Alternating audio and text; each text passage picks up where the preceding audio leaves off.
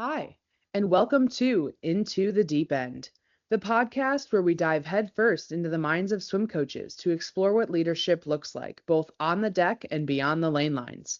I'm your host, Coach Kelly, and each episode I sit down with coaches making waves in our sport to uncover how and why behind their leadership styles. Before we swim too far, let's kick things off with a quick framework that helps guide our conversations. It's called Chattadurai's multidimensional model of leadership. Now, don't worry, we won't need a textbook. Just imagine this. There are three currents that shape coaching leadership. Required behavior. This is what the role demands.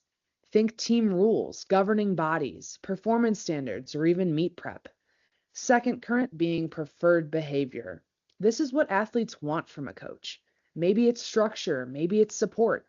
It just all depends on the individual swimmer. Our third current of the day is actual behavior. This is what the coach actually does in real life, on deck, and every day. But wait, we're not done yet. Let's add a fourth current, transformational leadership. This is the deeper stuff. It's about inspiring athletes beyond goals and times. These coaches don't just correct techniques. They build trust, they lead by example, challenge swimmers to grow and connect with them on a human level.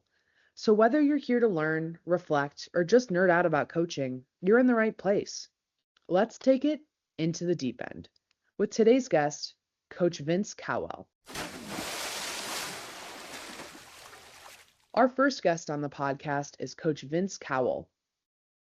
Vince grew up in a small suburb of Cleveland and attended Normandy High School, where he qualified for the OHSAA state championships. He swam at the Ridgeville YMCA and was a zone and junior national qualifier while he was swimming there. Vince eventually moved on to graduate from Baldwin Wallace University, where he set multiple school records and participated in OAC championships. Outside of swimming, he currently resides in his hometown with his wife and his son, who is also a swimmer. He joined my old club team, the Lakeshore Wolfpack, back in the fall of 2021, the year after I left for college. In his first year with Lakeshore, he was voted Lake Erie Swimming Senior Coach of the Year and a top 50 age group coach in the United States by the American Swim Coaches Association. Under Coach Vince's direction, the Lakeshore Wolfpack has qualified swimmers to Summer Junior Nationals, Winter Junior Nationals, Futures Championships, Zone Championships, and finished as a top 100 club team in the USA. Prior to joining Lakeshore, however, Coach Vince had been coaching another USA club team for around 10 years called Swim United as the associate head coach from 2014 to 2021. Under his direction, the Brunswick site he maintained doubled in size and coached the first USA Swimming Junior National Champion in Lake Erie Swimming in over 20 years. Swimmers qualified for Olympic trials, junior nationals, future championships, sectional championships, and zone championships during his tenure. He was also head coach of the local Brunswick City High School since 2014 with 3 state championships, 26 All-Ohio winners, and 56 state qualifiers to go along with the top 10 district finish every year, highlighted by a runner-up in 2017. He was named Northwest District Coach of the Year in both 2017 and 2019. In addition to his coaching duties, Vince has also been a very active member in the swimming community as a Lake Erie Swimming Incorporated Board of Directors member since 2014. He is currently the general chair and has held roles such as technical planning chair as well as the coach's representative. Vince was also an executive board member for the Ohio High School Swim Coaches Association from 2015 to 2019. So this first segment that we're going to dive into right here is talking about our required behaviors within club swimming or USA swimming. So at the club level, what are some required behaviors that you've run into? Oh, yeah. So most of this, I would say, kind of runs back to like safety and organization. So, at the very heart of it from the start of the day, like have your equipment with you, be behind your lane at the start of practice. We get in right at, hey, practice starts at this time. You want to be ready right at that time. We're hopping in. Keep that circle swimming. People take it for granted a little bit in the swimming space, but if you start with some new kids in the fall or the spring, you realize how little they know about that. So circle swimming, learning how to go 5 or 10 seconds apart so they're not running each other over and kicking each other. One of the big ones in between is listening to coaches with your ears above the water. I used to say that you had to have eye contact, but we have some different swimmers who have some different needs. So I allow a little bit more movement, and sometimes they wander or they got to move their arms around, but keeping the ears above the water and paying attention to coaches, and the always fun, keeping your hands to yourself, no matter what age it is, the splashing and the slapping and all that. So those are kind of my basic ones. And for the required behaviors, let's talk a little bit about the governing body of USA Swimming. Does that trickle into how you lead your team, or what's required from that body entity to run a club such as Lakeshore? Yeah, they have some basic insurance requirements as we go through, and that's kind of how everything always leads back to, well, the insurance says you have to do this, hey, don't dive into the shallow end, it has to be at least 4 feet deep, things like that would disqualify any injuries due to insurance purposes is the big one that comes down from the NGB. Gotcha. And so talking about our younger swimmers, would you say that they're more dependent on these factors, these required behaviors, or how does that look for you in a typical practice?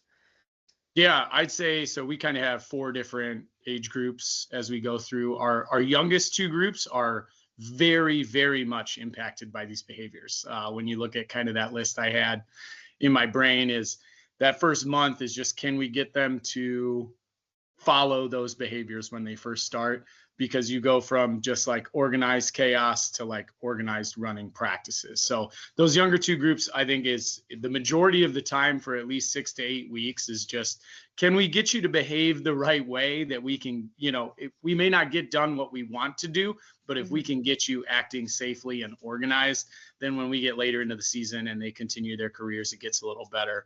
I mean, the upper 2 groups, they still need those behaviors.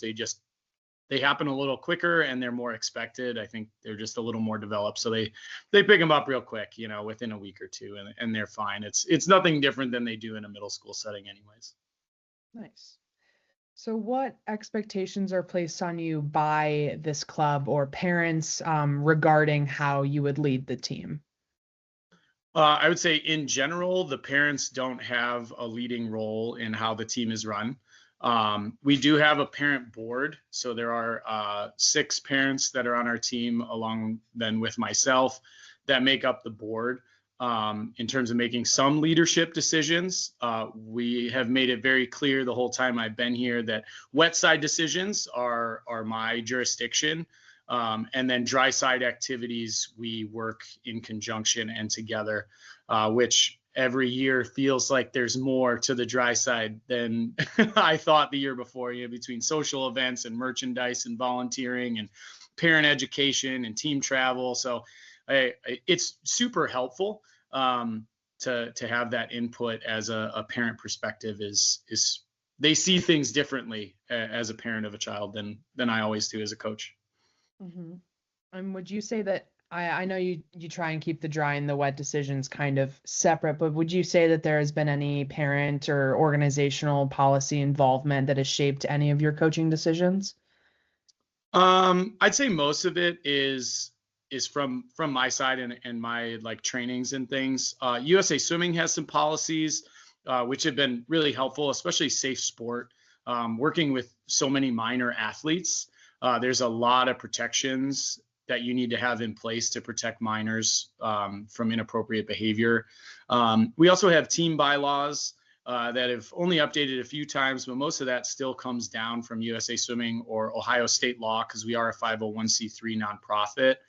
So there are some requirements from the state of Ohio, but it's not as big as I would expect it to be. Nice. All right, so moving here into our second segment about actual behaviors, what would you say your actual leadership behavior or your coaching style looks like if you were to describe? Yeah, I would say I try to do some things. Whether it always works that way or not, I really try to keep the words inspirational and supportive in my leadership style. I believe in the lighthouse versus the tugboat is kind of the analogy I always use all the time. Is I don't want to go out there. I don't want my coaching staff to go out there and tug the child along and drag them to with the destination. We want to be that kind of lighthouse at the destination, showing them that, hey, this is where you should go. Inspirational and supportive, hopefully. I would say so. Yes. So, how do you manage the communication and motivation and discipline within your younger swimmers? Uh, okay, so like communication, a lot of it is at practice. Those little interactions are not really little interactions. They're very significant. The youngest two groups, I like to get them out of the pool and make sure that we're communicating that way. We start practice together every day. We have at least 1 or 2 times they're coming out, and then we always end practice with a little recap, and they come out and you're communicating, whether it's just about swimming, or I always love to ask them, hey, what would you have for breakfast? What was for lunch? Like, what did you do at school today? Those little communication pieces I think are huge. Motivation, we try and do some motivational programs. With a team of 350 kids, you have to have like structures in place. Like you have to have programs. You can't just be like, oh, I'm going to give Sally a pat on the back. Like you have to have some structure to it. So, we have our annual awards banquet where we decide, hey, what do we really care about? So we have to make sure we award what we care about. So like an IMX or, most improved or best teammate, things like that. We have little swimmer tags, hey, I accomplished this cut time or whatever. They put it on their bag. We do swimmer of the month for their behavior. Hey, who acted the best? We get hats in the winter that they love. And we do swim caps in the summer because no one wants a winter hat in June. And then on a shorter scale, I like to do star of the day. So I literally just got in the mail 10 pounds of Starburst, and just whoever was doing the best that day, or a lot of times it's maybe the kid who gets yelled at a little bit more has a good day. Just that instant reward of those behaviors really helps for motivation and discipline, I guess, to tie those together. But with discipline, it's making sure that we're outlining everything. I'm really big on not penalizing without making sure they know first and getting a warning. So I really go with like a 3-strike policy of, hey, before any strikes, like you better know what's expected, right? That's on me and my staff. First time, hey, privately, if you can, like at the side of the pool, like, hey, don't hit somebody with the pool noodle. The second time, hey, we got an issue, maybe we have to sit out for a second. And then that third strike is, hey, we're going to let your parents know. And usually that second strike of being like, hey, if you do it again, we're going to send an email to your parents. They go, whoa, don't call me mom or dad. So that's my general discipline with the younger ones. Would you say that you would describe your general leadership or coaching style different within the younger age groups versus if you were to coach the older groups of this club? Yes and no. I think it really comes back to like the way I lead is I really believe that character drives conduct. So I want to get to those underlying character traits. It's why you see some kids who just, how you do some things is how you do all things.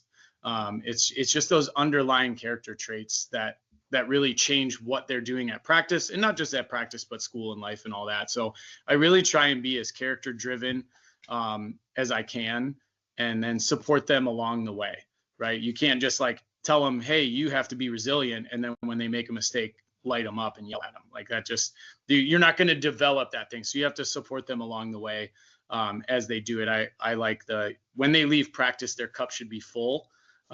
They shouldn't come to practice and have me poke holes in it the whole time and then leave feeling drained. They can be tired, physically, but you got to fill that cup and try and drive those character traits to drive that conduct.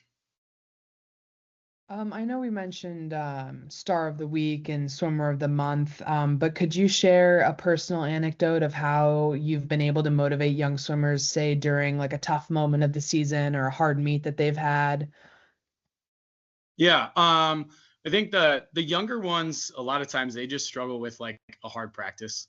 They're still learning.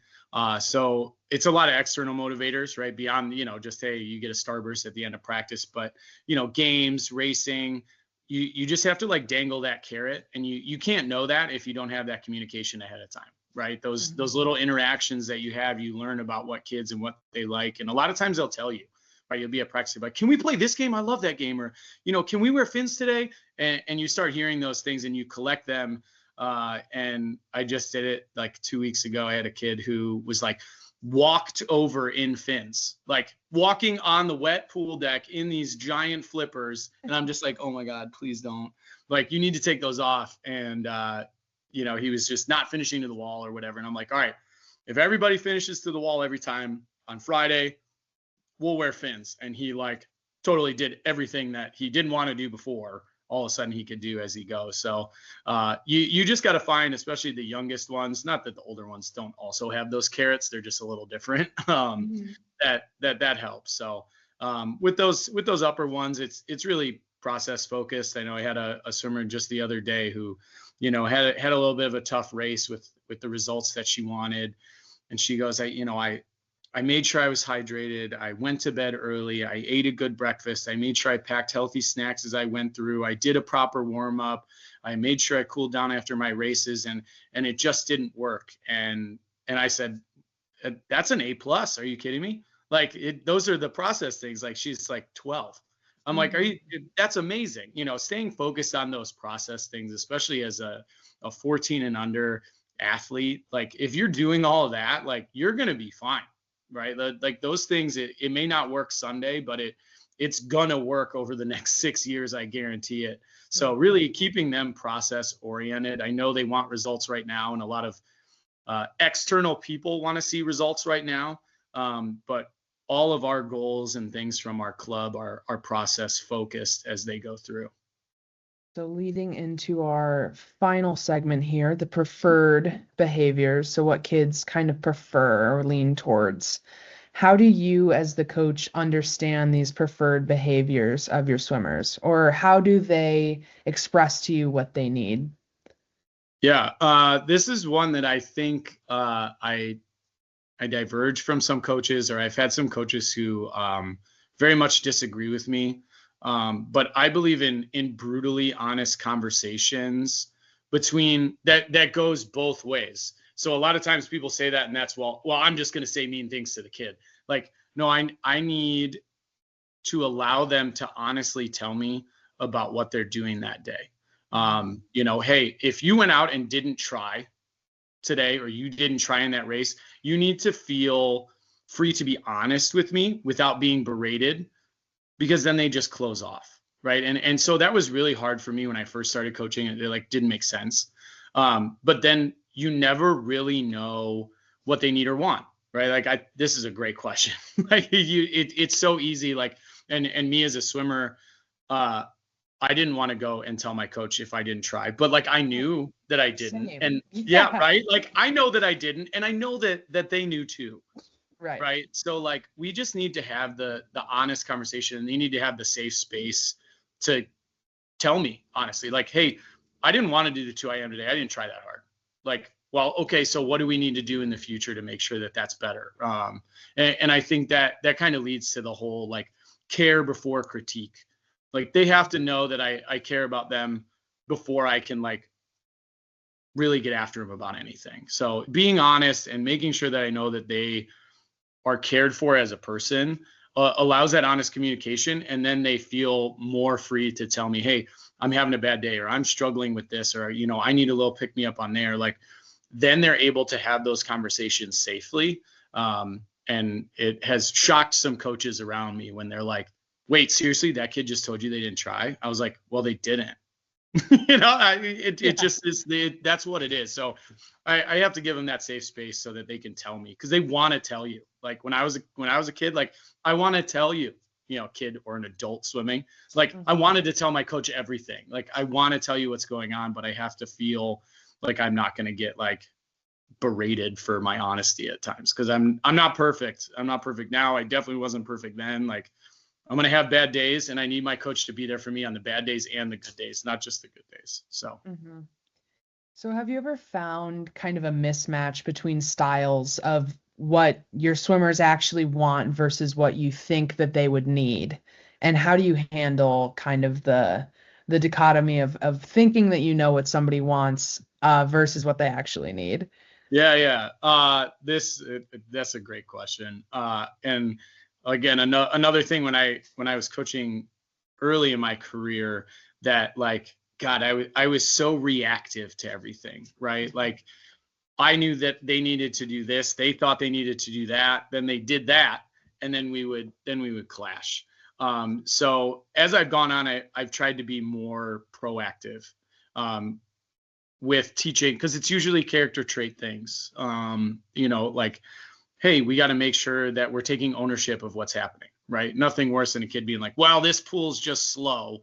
I needed to have a different wall and then I would have been fast, right? Like making sure that those type of ideas are there beforehand, so that when we have that conversation and I go, are you just coming up with excuses for your performance, or are you going to be proactive and then try and make changes so you can be better next time, right? That's how you just get stuck in spinning. So that's just one example, but trying to be proactive about those things, so that then when we have those conversations, I'm recalling a past conversation when we were all calm, instead of bringing up a new idea, standing there at a meet when they're already stressed, especially, some of those bigger meets and stuff. There's enough pressure on these kids. They're stressed. They don't know how. They don't have the emotional intelligence yet. Some of them do, not a lot of them, to like be able to handle all that. And it just comes out sometimes in a way that they don't mean to. Like again, a lot of these things I learned myself the hard way as a swimmer.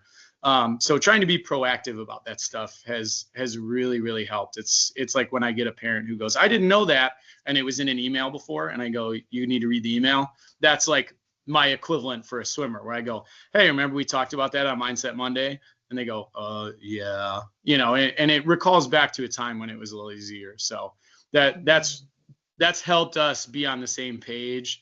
The other one is explaining a lot of the why. That's something in the last couple of years I've tried to be a lot better about, is, why are we doing the things in training that we're doing? Why do we have these race strategies, especially the older kids? The older you get, the smarter they are about some of that.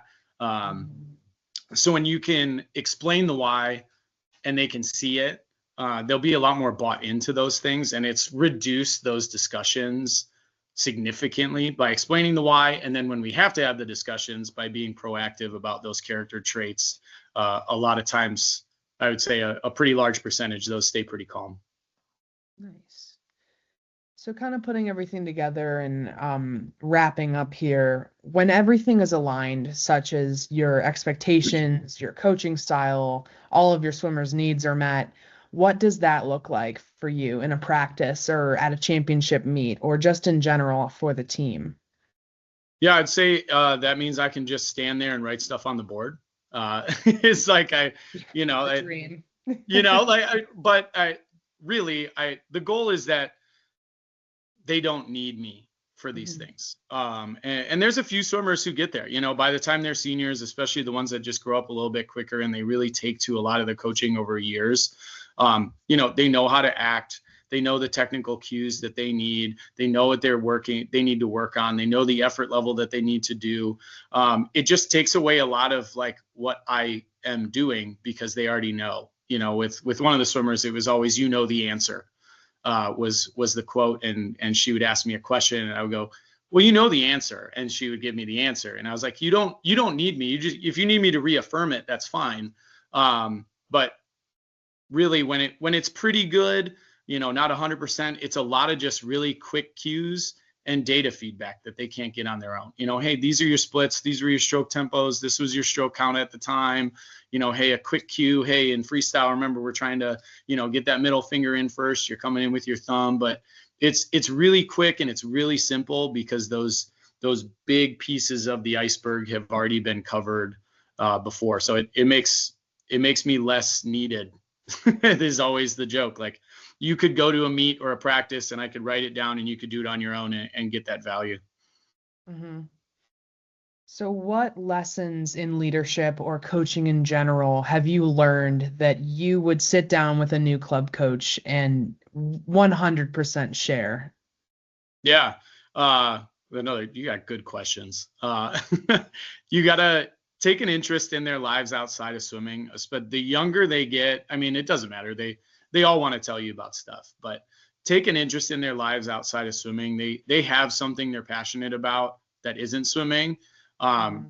Just take an interest in it. And the way I do that is, I think you just pretend that coaching is improv. Everything is yes and, right? They'll tell you like the most random stuff, but that's the stuff that matters to them, Mm-hmm. right? And that's fine. Like, I don't get to determine what matters to you, but if you are so excited that you have to come tell me about the meatballs that you had at this restaurant last night, I'll be like, oh my gosh, that's awesome. Like, how many meatballs did you have and what did they taste like?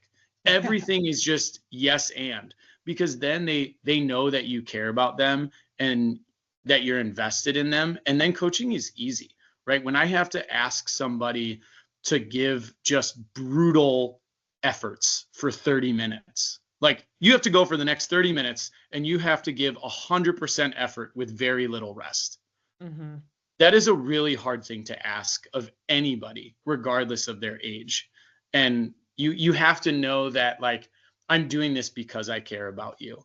Not just as a swimmer. I obviously care about that, but like, knowing that, hey, I care about those meatballs you had when you were 9 years old. That story's actually from a 14-year-old, but that's okay. But everything is improv, man. Just get up there, have fun, be yes and you'll have more fun. The kids will have more fun, and you'll be able to get more out of them that way, which is what we really want. One of my favorites, personally, is when they walk up and just immediately show me a Band-Aid and be like, I got a shot today. Like, oh, Yeah. did it hurt? Or it's Yeah. like, I'm worried my Band-Aid's gonna fall off in the water. Probably. Probably. That's okay. For Yeah, sure. I'm going to yeah, be scooping that thing out of the pool 100%. exactly. Yeah. All right, so our key takeaway for this episode today, I'm going to talk a little bit about the importance of adaptability and how have you found that specific part, adaptability, at the foundational level? Oh my God. It's everything. I would say the younger the athlete, the more adaptable I have to be, even on a minute to minute basis. Some days practice can just it can just go off the rails. Again, the younger they are, the more we can be fine 1 minute and we can just be off in la la land. And when I first started, I was like, this is my practice. I'm going to do these 25s and we're going to do these 50s and they're going to be this and this and this and this. And yeah, that didn't work. So you got to have your structures, you got to have your plans, and I have long-term ideas of what we want to do. But you have to adapt. And the young ones, it can be within a practice. The middle ones, like, hey, within a week, we could have a really tough, we had a meet yesterday, or what day is it? Today's Tuesday. 2 days ago, we had a meet, and like, all right, I had a plan for Monday, even with these older kids, and all of a sudden, like, I had to just change it. I was like, well, we're a little tired. Like, we had a big, long day. They were up early. You have to adapt, you have to have a plan, but you have to be flexible enough to let those things happen, because they have to enjoy the process, and it really is athlete centered.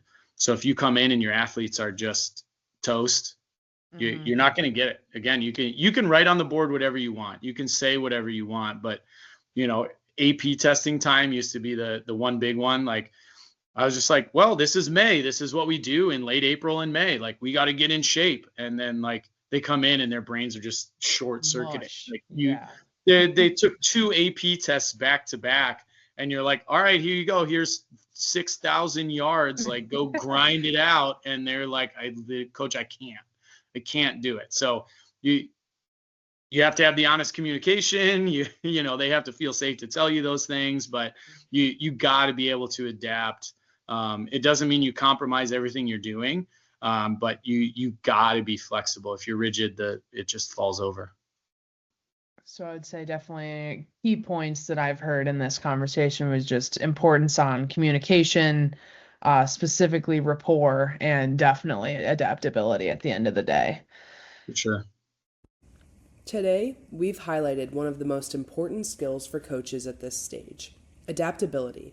At the foundational level, swimmers come with different experiences, motivations, and needs, and effective coaching means adjusting your approach to meet the athlete where they are. It's about balancing required standards with what your swimmers need, fostering trust, supporting growth, and inspiring them to reach beyond their current abilities. Leadership here isn't rigid. It's responsive, flexible, and relationship focused. Remember, being adaptable allows us to turn challenges into opportunities, keep athletes engaged, and build a positive, motivating environment from their very first lap. So as you step onto the deck, embrace flexibility, lead with your heart, and make waves that help swimmers grow. All right. So that will be our wrap on today's deep dive. Huge thanks to Coach Vince for joining us and sharing his insights, stories, and passions for our sport. And whether you're chasing a personal best or just learning how to float, I hope this conversation has inspired you to push a little further.